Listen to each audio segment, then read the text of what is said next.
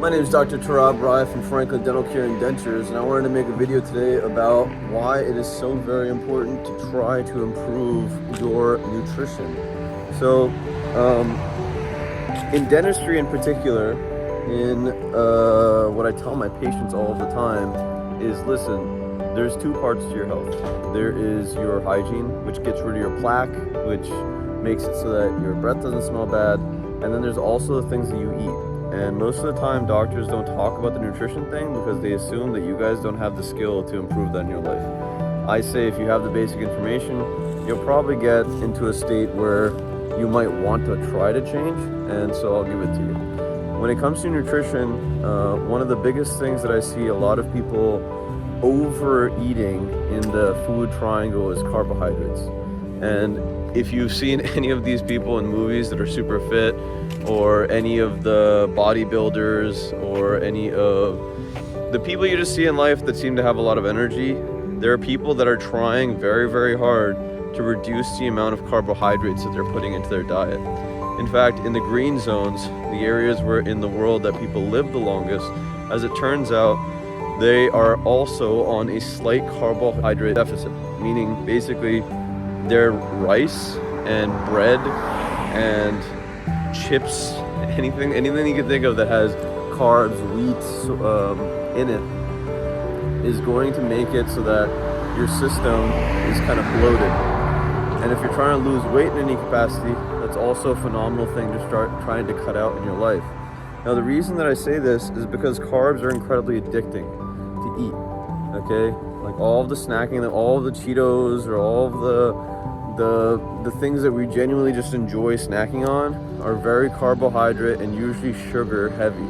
And so I want to convince you today to reduce that intake, not because I'm trying to have you be super healthy or whatever. I mean, that would be ideal, but really in a dental sense, it's super, super important to realize, and here I'm actually at the Spiritual Art Museum, the old Spiritual Art Museum, so I'm just walking around. It's really important for you to realize that your mouth has like billions of bacteria in it, lots and lots of bacteria, and those bacteria, they eat the same stuff that we eat. And so if we give them food all day, they get fat. And if we give them periods of drought, periods where there's no food in our mouth, then they don't produce as much acid, and that acid doesn't affect our teeth as much. Our saliva, our body has a way of actually remineralizing our tooth structure when we give it a break for a second. So I always advocate, like, try to eat big meals that are really healthy for you, that make you feel good, that give you energy, that are not so carbohydrate heavy, and really try to fast as much as you can.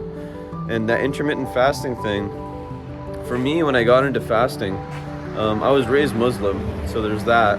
The month of Ramadan, you're expected to fast for most of the day, which I don't really subscribe to these days, so I think it leads to a drastic lack of productivity.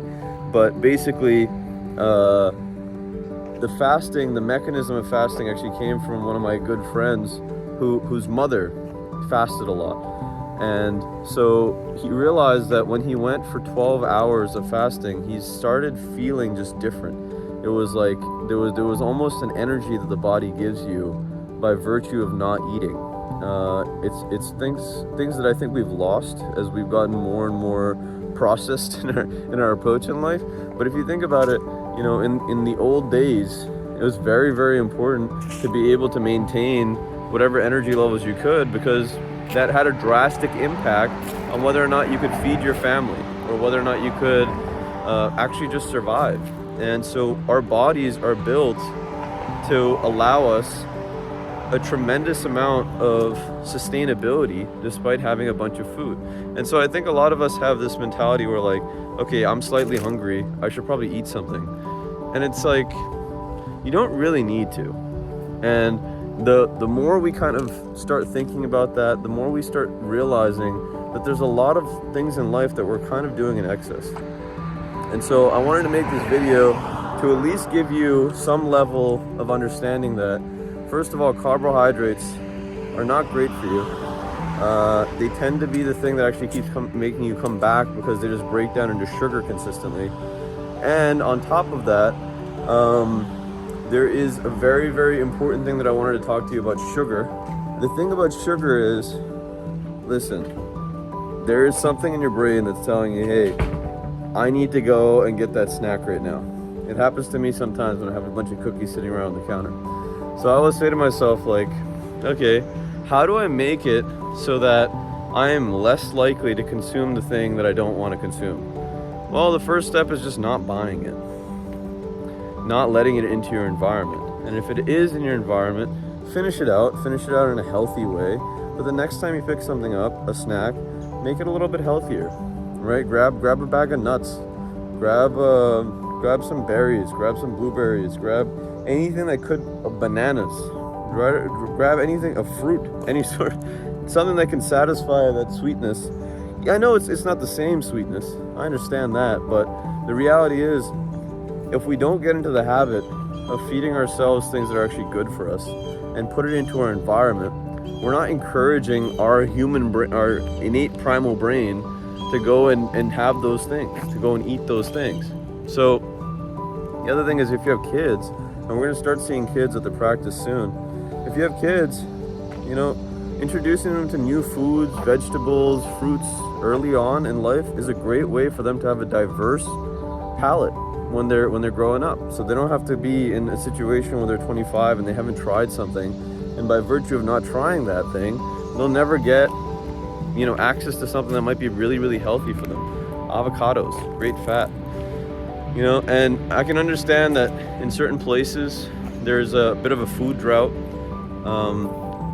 But the way I see it is, there's ways to drastically improve our health that are really just a passive process. It's a passive process of just buying the right things and learning how to control our inhibitions.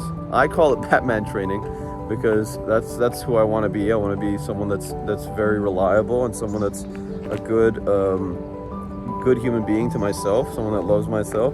And so whenever I'm thinking about periods where I've had too much to drink the weekend before, or too much to eat, bad stuff, I try to counteract it with days where I am very good to myself, where I'm okay with fasting, having a little bit less in life, and being grateful for the opportunity.